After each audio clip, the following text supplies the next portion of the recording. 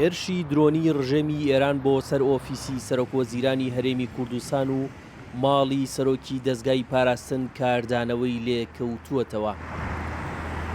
باڵا سیاسەکەی ڕژێمی ئێران لە ڕێگەی عەباس عێراقچیەوە سەر سوڕمانی خۆی پیشاندا و ڕەتیان کردەوە کە هێرشەکەیان ئەنجام دابێت. لە بەرامبەردا سوپای پاسداران باڵا سەربازەکەی ئێران کە بڕیاری جەنگ و ئاشتی لەدەستدایە هیچ لێدوانێکیان لەو بارەیەوە نەدا.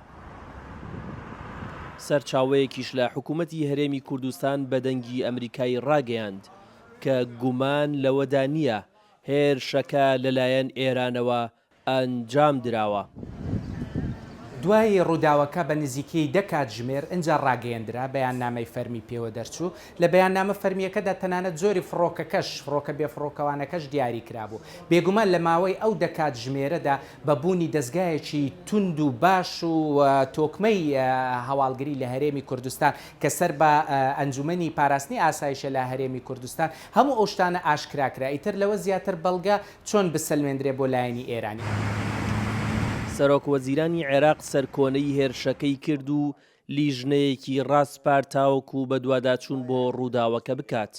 شارەزایانی سەربازی پێیان وایە هێرشەکە لەلایەن سوپای پاسدارانەوە ئەنجام دراوە و چەندین پەیامی سیاسی و سەربازی لەخۆ دەگرێت.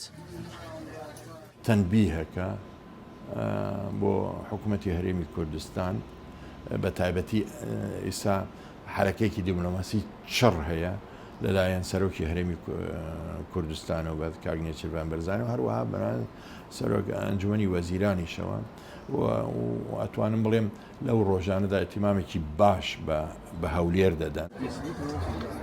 لە سەرەتای جەنگی 40 ڕۆژەوە تاوەکو ئێستا ڕژێمی ئێران زیاتر لە 1000 هێرشی درۆن و موشەکی بۆ سەر هەرێمی کوردستان و حیزبەکانی ڕۆژهەڵات ئەنجام داوە.